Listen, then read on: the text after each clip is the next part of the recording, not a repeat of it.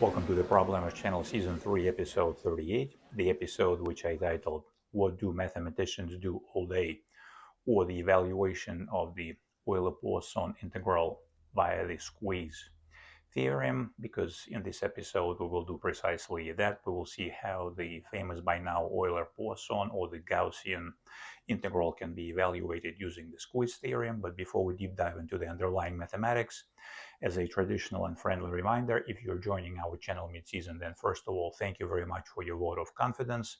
Thank you for subscribing to our channel and welcome to our channel. And second of all, perhaps the most efficient way for you to gain the most academic benefit from the material that we present on this channel is for you to go to the homepage of our channel, and at the top of that page find the episode titled The Problemers Channel How To. We recommend that you watch that episode in its entirety, follow all the instructions that we give in that episode, because in that episode we explain and motivate everything that we do on this channel. If you have any questions, then by all means do ask. The best way to ask your question is to find an episode on this channel that is of interest to you and use the comment sections under that episode, and I will take it from there. And of course, and as usual, I would like to extend my deepest gratitude to all the current supporters and current subscribers of our channel. And before we move on, I would like to make one small announcement, because I'm getting a steady stream of questions of how do I use this channel. And in addition to the explanation that I put together in the how-to episode, I also put together a written document called the Problemer Channel How-To.pdf. The document contains the answer to the question of how do I use this channel in the written form. The link to that document is in the comment section. Please be my guest. The objective of the mathematical problem S3E38 is to evaluate the Euler-Poisson or the Gaussian integral shown on the right side of your screen using precisely the Squeeze Theorem or the Sandwich Theorem, whatever else that theorem is called in your language, in your country. It doesn't really matter. And besides all the technical ideas that we will cover in this episode, I would like to address briefly the following issue. Over all my years of writing on core, I have seen it unfortunately way too many times that when the readers get acquainted with the ideas that we're about to discuss in the solution of this problem, they inevitably ask one and the same question: oh, why this is so complicated and why did you do it that way? The truth of the matter is that every person who asks that question automatically fails the "are you a mathematically inclined thinker or not" test. And as the result of failing this test, it most likely means that mathematics is not for you. You should be most likely again doing something else. Because in mathematics, there is no such a codified law according to which a given problem in mathematics must be solved using the machinery of this specific layer in mathematics. That is not the case, and nothing can be further from the truth. And actually, quite opposite is true. Any legal means are a fair game in mathematics, and it is very likely that in this episode we will expand your intellectual horizon, because we will not be technically or per se integrating the given integral in the traditional way that most, especially younger students of mathematics, think about. Instead, we will trap the value of this here integral between two converging numerical sequences.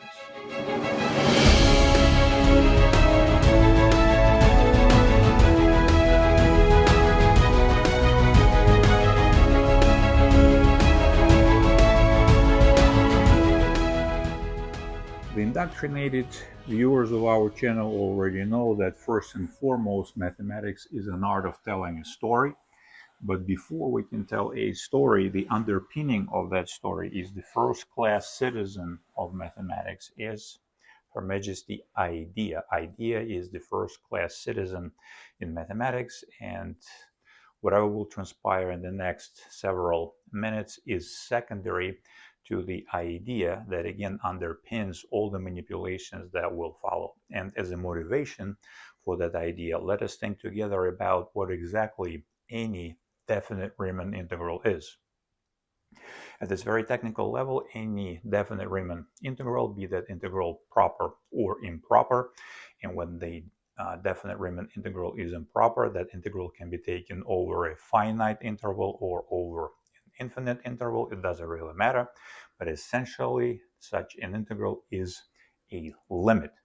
And in real analysis, we have an impressive battery of theorems that help us evaluate such limits, and one of the theorems that is of interest to us is the so-called Squeeze Theorem or the Sandwich Theorem or whatever else that theorem is called in your tongue, in your country. It doesn't really matter, but the technical idea of this theorem is the following. This theorem states that if there exists a whole positive number n such that starting from that number for any whole positive number lowercase n greater than n for the numerical sequences a, b, and c, it is the case that an is less than or equal to cn and cn is less than equal to bn. And for the numerical sequences an and bn, there exists the following limit. The limit of the sequence an when n grows without bound, and that limit is actually equal to the limit of the sequence bn when the number n grows without bound. That number is L. In general, this theorem holds in both cases when L is finite or infinite, so we will write it down here as finite or not. Then it is the case that the numerical sequence Cn, then it is the case that the numerical sequence Cn has the same limit exactly when n grows without bound. And here is a small wrinkle that I find sometimes confusing for some students in mathematics. We say that the limit exists when we say that the limit exists. It means that this limit again could be a finite real number, or it can be positive or negative infinity. It doesn't really matter. This theorem holds true in both cases. When this limit at hand is finite, in which case we will say that the numerical sequences at hand converge, and in this case the sequence Cn that is squeezed or trapped between two converging sequences also converges. But that theorem holds true also when the limit exists, but that limit is a positive infinity or a negative infinity. But in our case, of course, it is the most interesting case when the limit is finite, and your mission, should you choose to accept it, is to find a way to trap the Euler-Poisson or the Gaussian integral between two converging numerical sequences. One more time, at the risk of sound annoying, what is about to transpire, it should be understood that what is about to transpire is secondary to the idea that we need to generate in order to solve this problem, and the time that we spend trying to generate this idea is exactly the time when we operate in the mode that is isomorphic to the mode in which the mind of a practicing professional mathematician operates. We try, fail several times. Some people who fail more times than they're willing to handle, they walk away. Some people who persevere may actually find a way to solve this problem. And the question over here is, if we want to trap a given integral between two converging numerical sequences which converge to one and the same limit, how do we do that? One idea here is to use a function that can play the role of a generator of a mathematical vise into which we will put our integral. And the most interesting question is, where did this function come from? Well, in this case, I'm not really sure I can answer that question. The best thing I can do is use the words of Isaac Newton upon thinking about it. So here is one example of one successful generator of the mathematical vise into which we will slug in our Poisson. Let's consider a single variable, real-to-real function f of t that has the following shape: 1 plus t in the numerator and e raised to the power of t in the denominator. Now we want to explore the behavior of this function, and the way we do it is as follows. We compute the first derivative of this function over the independent variable t, so f prime of t will be what? We can do this in our mind. We do not need pen and paper for that. The first derivative of the numerator is 1 times the derivative e raised to the power of t minus the numerator 1 plus t times the first derivative of the denominator e to the power of t divided by the square of the denominator. So e raised to the power of t, that's 1 minus 1 and then minus t. So the answer will be minus t over e raised to the power of t, because again, remember that one copy of the exponent in the numerator will cancel with one copy of the exponent in the denominator. We have two copies here, one will survive, and this is our derivative. And in this particular case, we do not even have to use the second derivative test. Why is that? Well, look at the structure of the first derivative. What can we say? Well, we can right away say that for all independent variables t that are strictly less than 0, our first derivative of the function f behaves as follows. It will be t raised to the power et, and that is as positive gets. So this is strictly larger than 0. And then for all values of t that are greater than 0, the first derivative of t over t has which shape? Well, that's exactly the shape, minus t. Still, this is positive 1 over e to the power of t is positive, and this is negative, so this is negative at all times. And what does that mean? Well, that means that if we were here to construct a graph of such a function, then it will look roughly something like that. This is our t, this is f of t, and look at how this graph will behave. When, let's say, we have a material, we have a point that travels over the negative branch of the real axis right here. This is, for example, this is 1, this is 1, and that point approaches 0 from the left, then because the first derivative of this function is strictly positive, that means that this function is increasing or growing in values. And as a separate exercise, it can be shown that this increase is monotonic. So the function is monotonically increasing as the independent argument grows towards 0 from the left. Now, when the independent argument t jumps over 0, and why is that? Well, when t is 0, we will say if t0 is 0, then our first derivative vanishes. It's 0. So when the independent argument of this function jumps over 0, and as a point starts running away from the origin towards positive infinity, then because the first derivative of this function is strictly negative, it means that the values of this function are decreasing. And as a separate exercise, it can be shown that this decrease is also monotonic. And what does that mean? That means that the point t0 equals 0 is a global maximum, not a minimum, but a maximum. And at that point, the value of our function reaches its maximum. What is it? 0 is 1, 0 is 0, 1 over 1 is 1. So the value, the maximum value of this function is 1. And if we were to graph this function, then it will look something like that.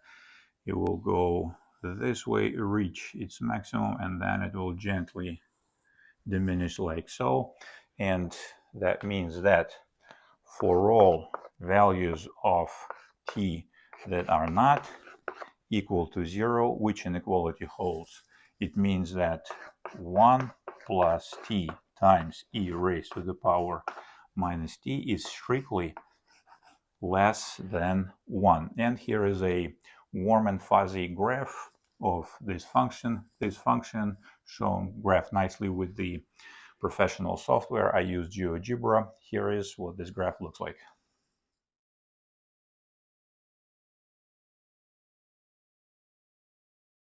Next, we will keep squeezing the given integral in our mathematical vise by conducting or carrying out the following two substitutions with the independent variable t. We will, in one substitution, we will replace t with positive x squared, and in the other such substitution, we will replace it with negative x squared. Why is that? Well, that is evident. The structure of our integrand is the following. It has the exponent e raised to the negative power x squared. So far, we don't have it. We need to somehow synthesize it or manufacture it or splice it into the woodwork. And this is how we do it with these two substitutions. These two substitutions will generate the following two functions. Let's call the first function f plus. This time it will be a single variable real-to-real function, this time with the argument x. And what is its shape? It will be 1 plus x squared times e raised to the power minus x squared. And what is the second function? We'll call it f minus. And that function which will have which shape? 1 minus x squared times e raised to the power x squared. You see this one, this power becomes positive.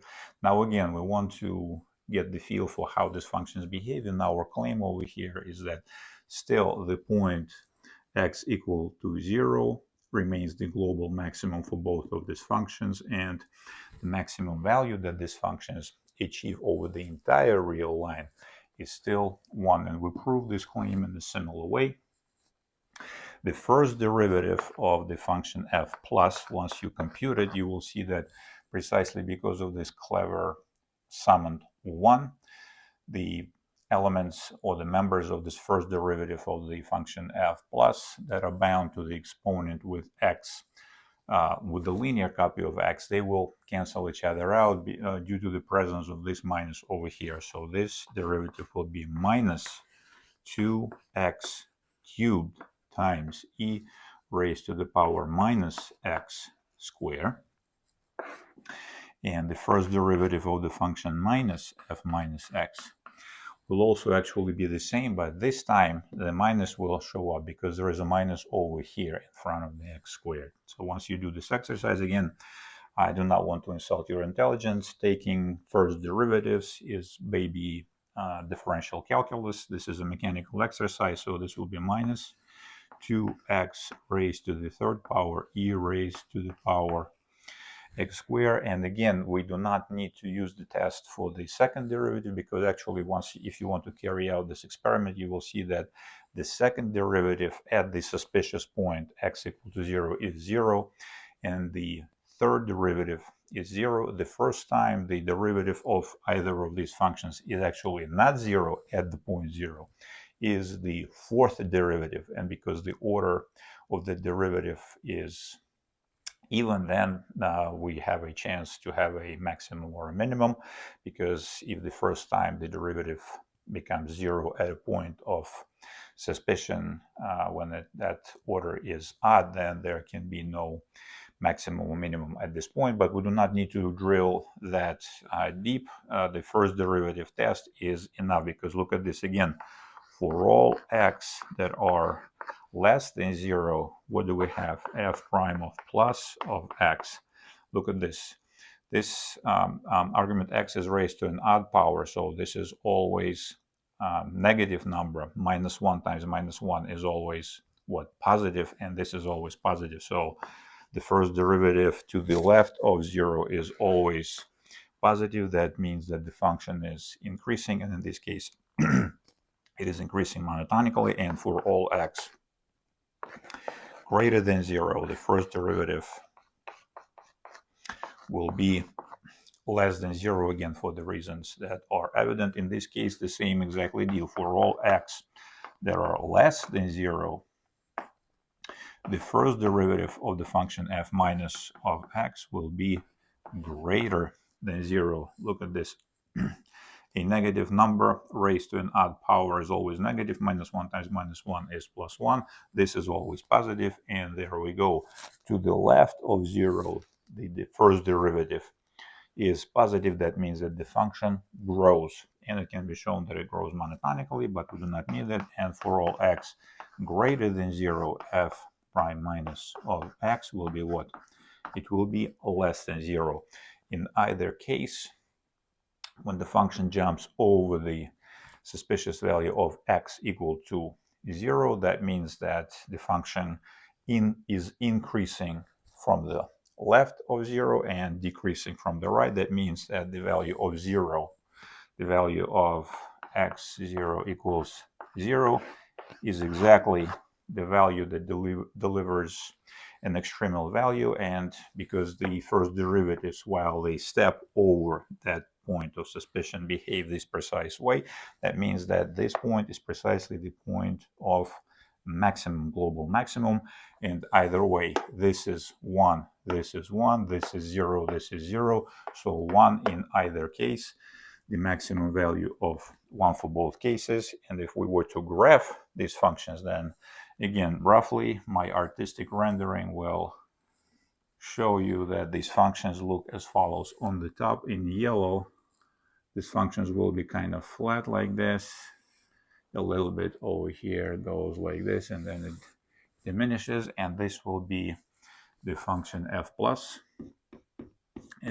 of x equal to 1 plus x squared e raised to the power minus x squared. And the second function f minus will be graphed roughly as follows. It will go like this, and it will go like this, precisely here. And this point right here will be -1. This point is +1. And again, done with professional software, in my case software GeoGebra, the graphs of these functions will look as follows. Take a look.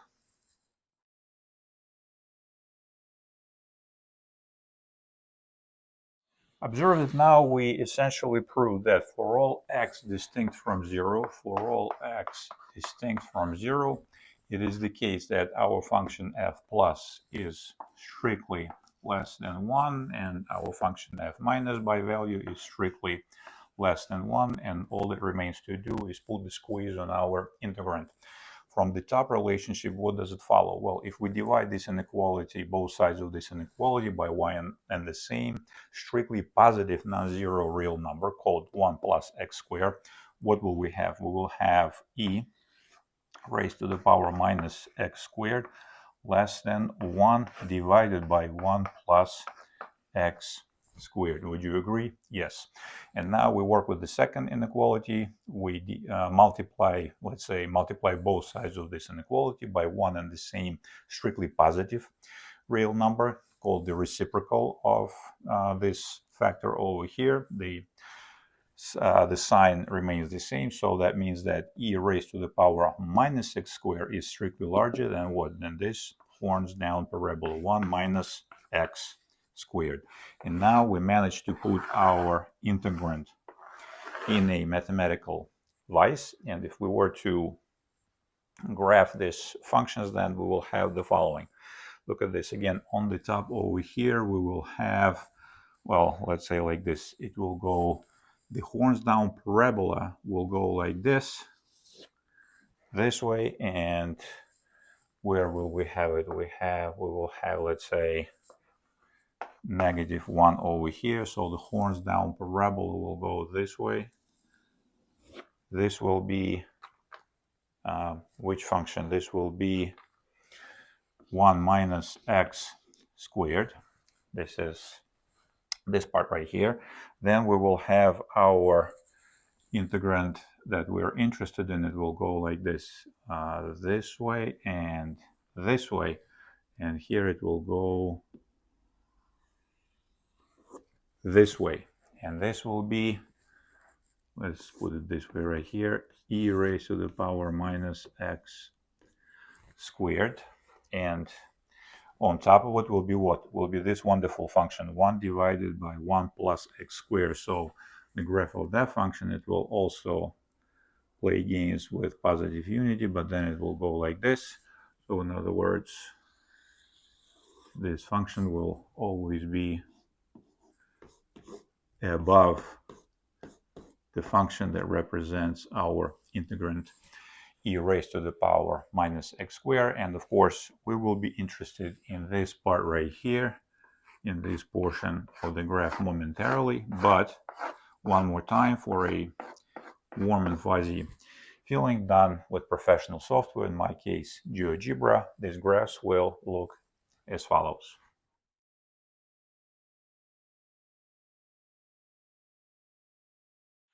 Wonderful. And if you understood what just transpired, if you were solving this problem from this point onward on your own, what would your next step be?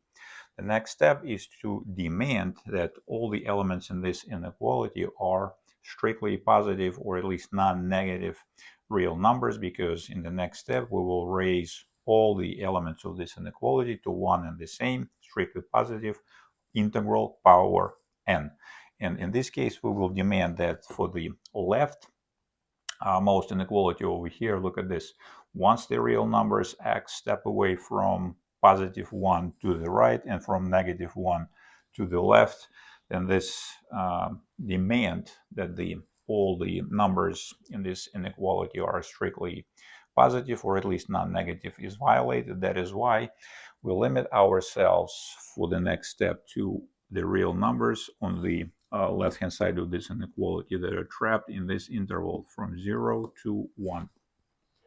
And in this case, under this condition, so here we will put it like this, we will raise it to the power n. So here we will say that x belongs to the subset of real numbers 0 to 1, to make it watertight over here on this side, to silence all the naysayers. So here will be the power n, here will be the power n, and here everything is good.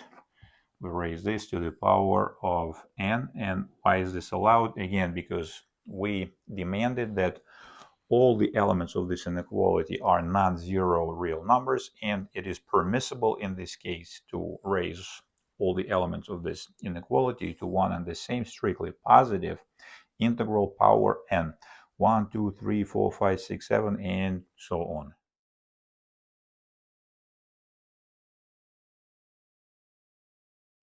And once we have this inequality on the books, what is the next maneuver?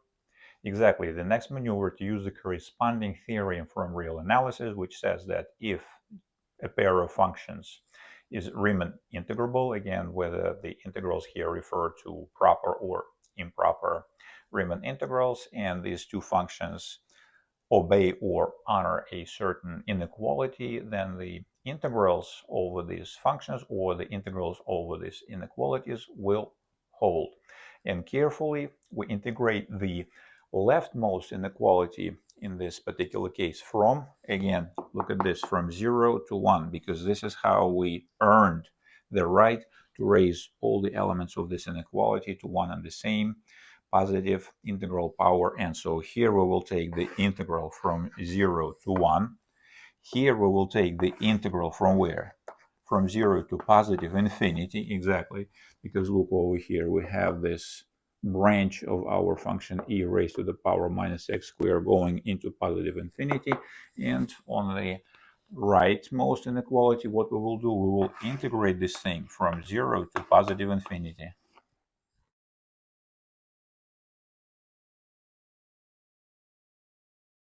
And now as we take on the integrals one by one in our inequality written on top of the board, we use this wonderful phenomenon in mathematics known as a previously solved problem, or the so-called reduce and conquer problem solving approach. Look at this. With the leftmost integral 1 minus x squared, what kind of substitution is begging to be made over here? Well, x is equal to cosine of t, shown on the left side of your screen. Then remember that the first differential of dx will be minus sine of t dt. And this is where the +1 copy of sine of the trigonometric function of sine will show up, because 1 minus cosine square will be sine square raised to the power n will be sine raised to the power 2n, plus 1 copy of sine, shown over here, captured with +1, is delivered by the first differential of x. And thus we have sine raised to the odd power, odd integral power, and odd positive integral power, and the boundaries of integration from 0 to pi over 2. This follows from here when we take the first differential. The first differential again has the minus sign, but then when x is equal to 0, what is cosine? The cosine has to be pi over 2, and when it's 1, it has to be 0. So the boundary is flipped, the sign is taken care of, and out pops our wonderful integral of sine raised to the positive odd integral power. And we already solved this problem in season 3, episode 33, when we were working on the mathematical problem S3E38. If you watched that episode and worked your way through, good for you. If you did not, then you know where to look for the result of how we developed this result. But anyway, this is again a previously solved problem. We solved this problem on this channel. This is where it is. This is how you find it. Season 3, episode 33, season 3, mathematical problem number 18. And as you saw a second ago, especially for those viewers who worked with this problem, through this problem with us, we put n+1 double factorial in the numerator and m factorial in the denominator, where m is equal to an odd integer. So here it will be m minus 1 becomes 2n plus 1 minus 1, 2n double factorial. And at the bottom we have the m itself, 2n plus 1 double factorial. Double factorials, remember, are the mathematical objects that are basically the traditional factorials, with one exception, that double factorials conserve or preserve or honor the parity of the generating integer. For example, the double factorial of 9 will be 9, 7, 5, 3, 1, and the double factorial of 10 will be 10 times 8 times 6 times 4 times 2. So all the even numbers or odd numbers, and this is what it is. This is in the first case. In the second case, on the right-hand side, we will have the integral from 0 to infinity of 1 over x squared, because we have 1 plus x squared. Then what trigonometric substitution is begging to be made? Well, here it is. X is equal to cotangent of t. Over here, we arrive at the following integral. Again, we flip the boundaries of integration. We have our sign, and when we take the reciprocal of 1 plus x squared, 1 plus cotangent square will be 1 divided by sine square raised to the power of n will be sine of 2n. It will be in the denominator. It goes into the numerator, sine of 2n, but then dx, the first differential of dx, delivers what? The sine squared in the denominator, dt, so 2n minus 2. So this is important where this came from, but in some sense this is again a trivial substitution. But here the trigonometric function of sine is raised to a power that is a whole positive number that is even. Again, season 3, episode 33, mathematical problem S3E38. We showed in all details how these results were produced, and here is an important thing to realize, that when the power of the trigonometric function of sine is even, as is the case over here between these two boundaries, we remember that the terminal case in this recursion is signified by pi over 2, and this is where pi over 2 makes its first encore appearance. And in this case we have, remember, when the power into which sine is raised is positive and even, then we have n minus 1 again in the numerator, and in this case it's 2n minus 2 minus 1 to n minus 3, and in the denominator we have the number itself, 2n minus 2 double factorial, and now we have two numerical sequences between which we have trapped the middle integral.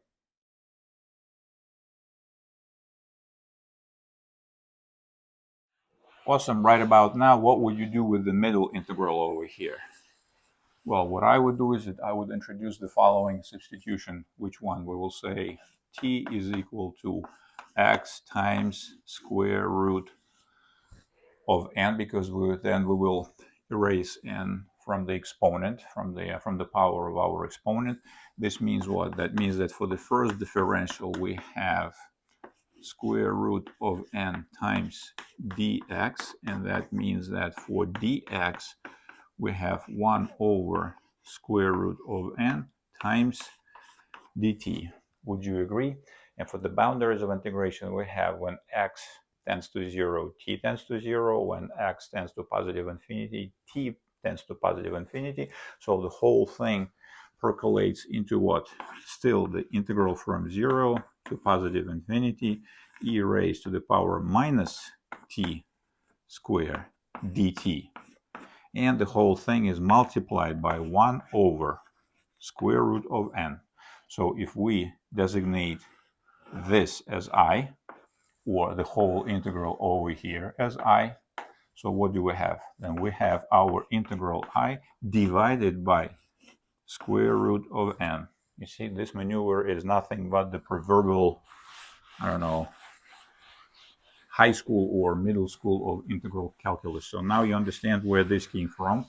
So that means that we managed to trap our integral as follows. We have I divided by square root of n. What did we have on the right? We had pi over 2 times 2n minus 3 double factorial divided by 2n minus 2 double factorial. What did we have on the left? We had 2n double factorial divided by 2n plus 1 double factorial. What's the next maneuver? Exactly, multiply this inequality through by one and the same strictly positive real number called square root of n. So we have square root of n times and square root of n times. What's the next maneuver? Again, because all the material in this inequality is strictly positive real, we can raise all the elements of this inequality to one and the same positive integral power, and that power will be 2. In plain English, we square this inequality through, or in some sense multiply this inequality by itself.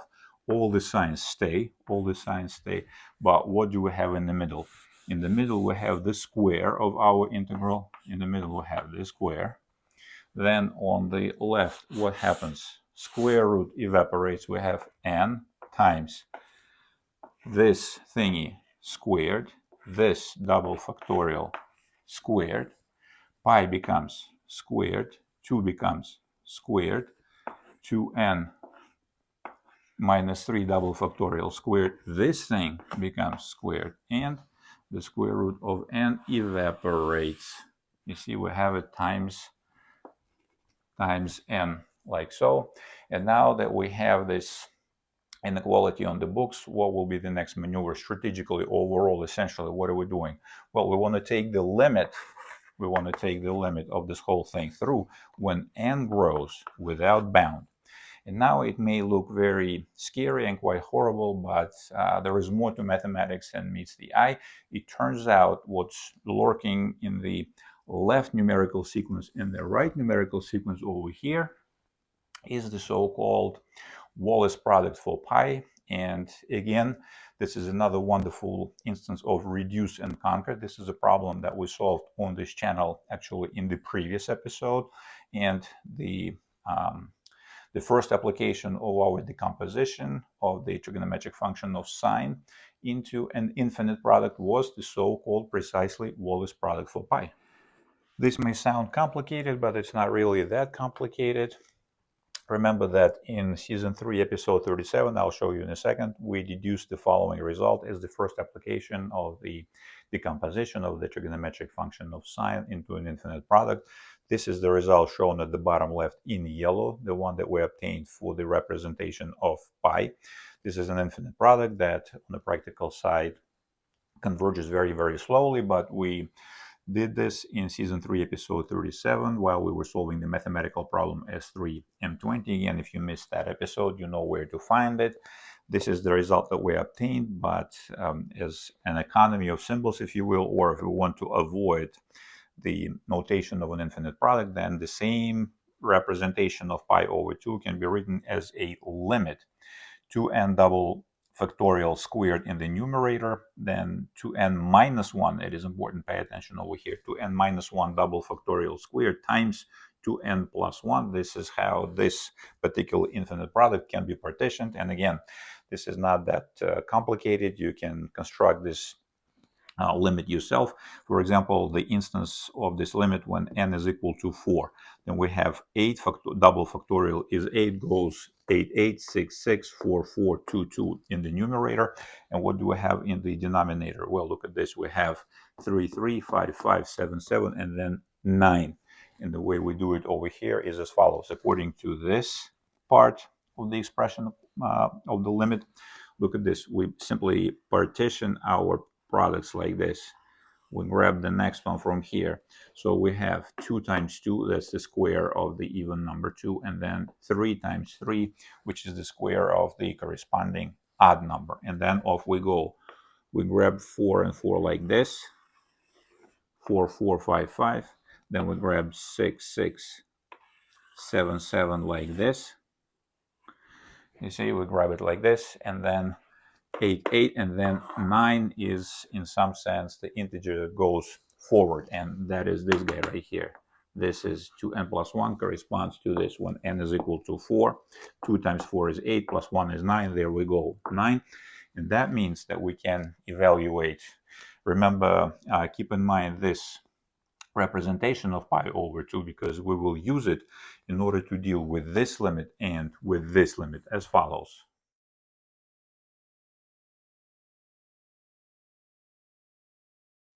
And if that is understood, let us concentrate on the square of this double factorial in the denominator, 2n plus 1 double factorial. It is a trivial fact that that double factorial can be represented as follows. 2n plus 1 double factorial is equal to 2n plus 1 times 2n minus 1 double factorial. In some sense, that can be taken as a definition of what this double factorial means. For example, let's say 9 double factorial is what? It's 9 times 7 double factorial.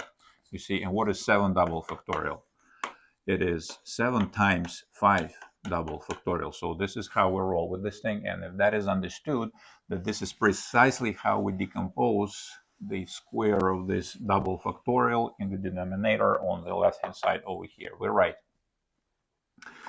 So the limit of the left-hand side when n grows without bound will be as follows. N divided by 2n plus 1 times. Remember, we will have, because of the square, we will have 2 copies of 2n plus 1, 2n plus 1 squared. And we partition or split these 2 multiplicative copies of 2n plus 1 as follows. We put 1 under n over here, and we take the other one and move it towards the future Wallis product for pi. So we write 2n double factorial squared divided by 2n minus 1 double factorial squared, and another copy of 2n plus 1. You see, this copy and this copy is this square. And where did it come from? Well, from the previous representation. Here we invoke the traditional real analysis theorem. The limit of a product is the product of the limits, provided that the limits exist, and the limits exist. What is the limit of this particular factor? N divided by 2n plus 1. When n grows without bound, this 1 can be thrown out. N divided by n cancels out, so 1/2. So this is 1/2 times, what is this? This limit, as we saw right here, right now, is the Wallis product for pi. So that's another pi over 2. So this is equal to pi over 4.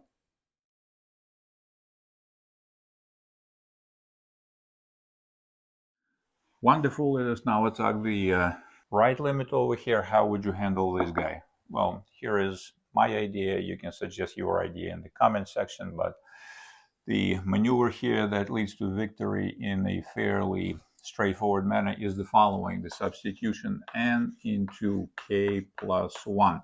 Because then what do we have?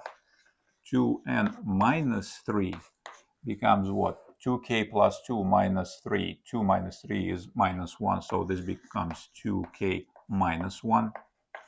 Okay, and then 2n minus 2 becomes what? It becomes 2k. So under this substitution, we have the following limit. Limit of here k tends to positive infinity, k grows without bound. Under this substitution, if n grows without bound, then k grows without bound. Of what? We have pi square over 4 times, we have 2k minus 1 double factorial squared divided by what? Divided by 2k double factorial squared times, here we have, instead of n, we have k plus 1. K plus 1. What would your maneuver be in this limit over here? In this case, what would you do? Well, my suggestion is we look at this. This is the upside down, the reciprocal of the Wallis product in the making. This guy right here. Look at this. We have our 2n minus 1 double factorial squared. There it is. We have our even double factorial squared in the denominator. There it is, this guy. So what's missing? This is missing. Well, let's unmiss it. So we do it like this. We divide by 2k plus 1, and then we multiply by 2k plus 1. You see, this is it. This is the identical transformation, multiplying a given real number by 1. The unity of the corresponding, if you will, multiplicative group of real numbers. So here we have the following thing. We have our 2k minus 1 double factorial. This is our 2k minus 1 double factorial times one copy of one forward integer, 2n plus 1, 2k plus 1. So we have our Wallis product upside down, and we have our limit. So again, our favorite real analysis theorem. The product, the limit of a product is a product of the limits provided that the limits exist. This applies to any finite number of factors, and the number of factors over here is finite. How many such factors we have? Well, we have 1. We have this guy right here, this guy 2, and this is 3. The limit of the constant is the constant. The limit of this guy is upside down Wallis product. Wonderful. And what is this? K plus 1 over 2k plus 1 when k grows without bound. 1/2 again. So what's the result? Let's write it down. Pi square over 4 times upside down Wallis product 2 over pi times 1/2. What do we see? This is pi. 2 and 2 cancel each other out. One copy of pi cancel out. And then we have again pi over 4 for the limit. So now once we take the limit through on this expression, what do we have? Well, we just showed pi over 4 on the left, pi over 4 on the right, and we squeezed our guy, the Euler-Poisson or the Gaussian integral, in the middle, precisely using what? Precisely using the Squeeze Theorem.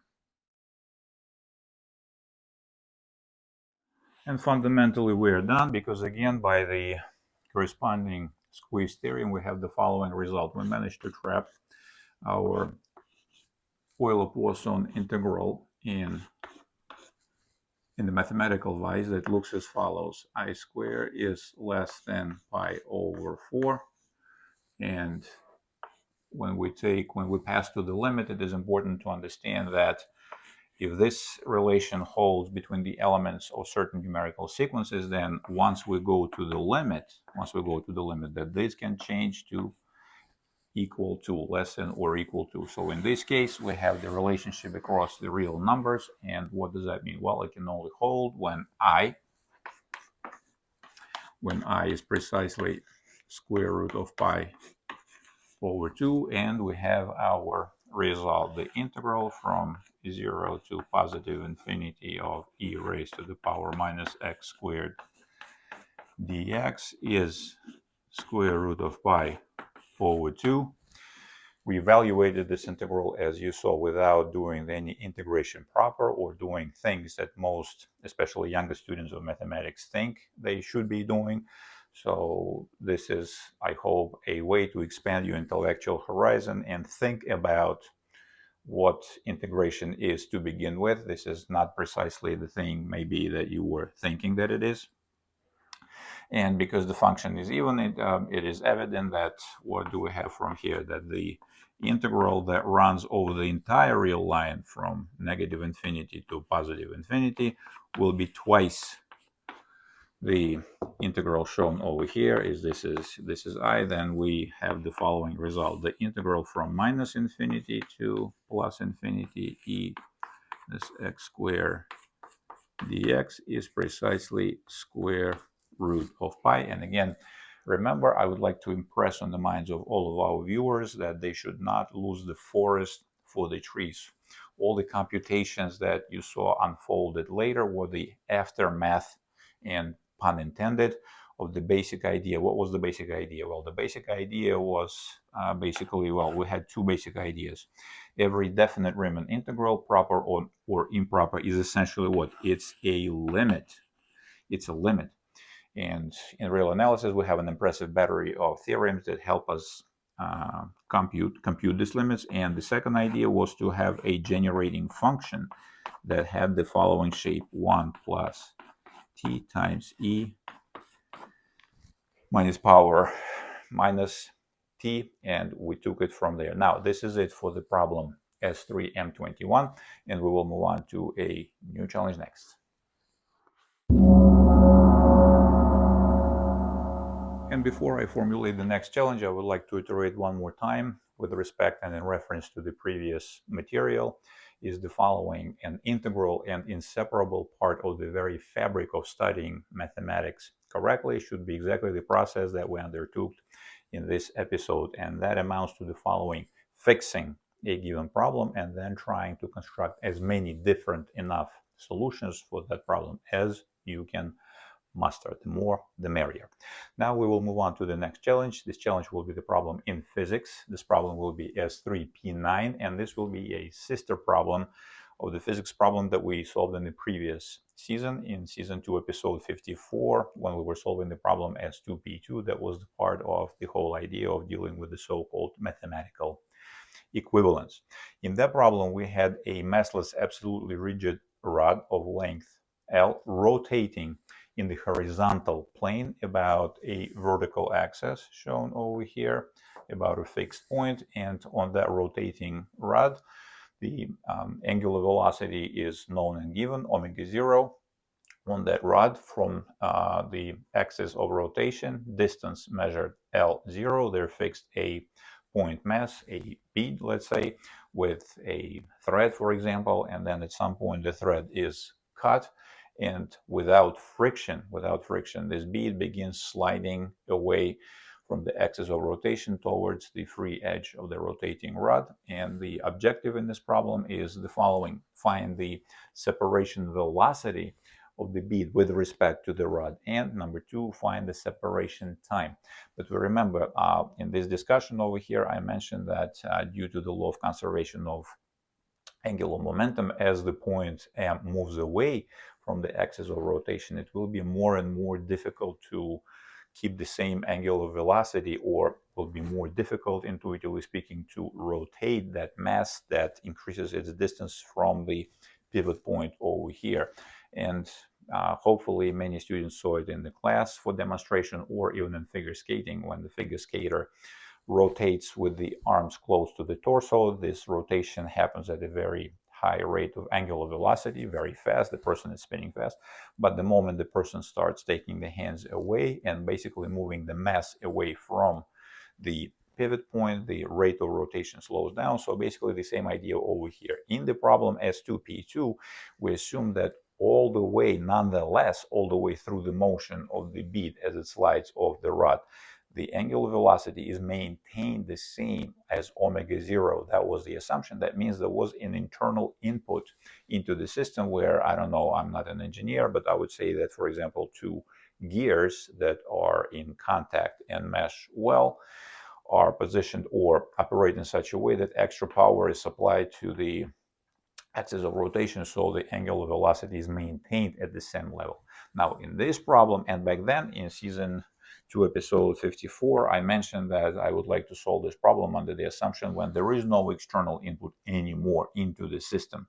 So once the system was rotating in this particular state at the angular velocity omega 0, once we cut the thread, it starts sliding without friction. Then there is no external input, and that means that the angular velocity omega is no longer a constant omega 0 as it was in this problem. Now it is a function that varies over time, and it is evident that because more effort is needed to maintain this velocity and this effort is not provided, then it is evident that the angular velocity in this case will be decreasing with time. It will be a certain function, omega of t, and ideally we want to recover that shape, and we also want to recover how the coordinate x along the rod of the bead varies again over time, but the two fundamental objectives are to find the separation velocity relative to the rod and the separation time, or how long does it take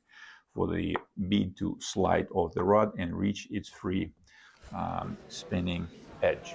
Now, this is it for this episode. Thank you very much for your time. Thank you for watching. I will see you in the next episode, in which I will present my solution of the physics problem S3E38.